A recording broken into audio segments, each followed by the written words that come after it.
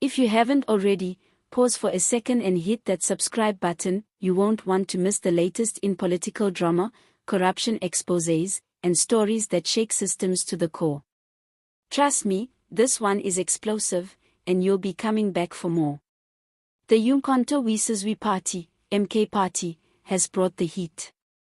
They're demanding the immediate arrest and prosecution of Morgan Hangwani Maumela, along with new charges for Vuzimuzi Ket Matlola, after they were implicated in one of the most brazen looting scandals to hit South Africa's healthcare sector. The MK Party doesn't just want answers, they want action, and fast. At the heart of this storm is the Special Investigating Unit's interim report into corruption at Tembisa Hospital. The findings are staggering: fraudulent and irregular contracts, money siphoned into shell companies, procurement deals that bypass controls, and a web of conspirators with ties to state institutions. The SIU has already handed over what it calls a prosecution-ready case to the National Prosecuting Authority, NPA.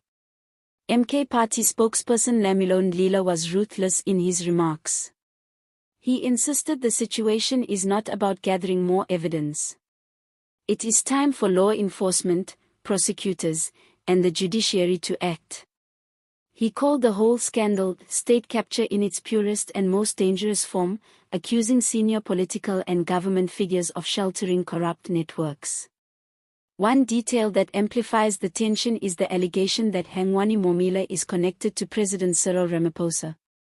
Some reports identify him as Ramaphosa's nephew, which adds layers of political risk and intense scrutiny to any move against him. Critics say this connection could explain delays, shielding, or reluctance to prosecute. But the MK Party is not mincing words. They reject claims that low-level procurement clerks orchestrated this massive fraud. The scale of looted funds, they argue, makes it clear that powerful decision-makers were involved all along. Ndlila called the procurement clerk master narrative an insult to the public's intelligence, a smokescreen to shield the real architects. There's more: the MK Party insists that parliamentary oversight must go deeper. They want an ad hoc committee convened immediately to probe the roles of senior politicians, ministers, and high-ranking officials who might have enabled the looting. They also demand stronger protections for whistleblowers like Babita Deokaran, whose name looms large in this saga. Deokaran had exposed questionable procurement activity before she was tragically assassinated in 2021. Her warnings now find grim validation in the SIU report.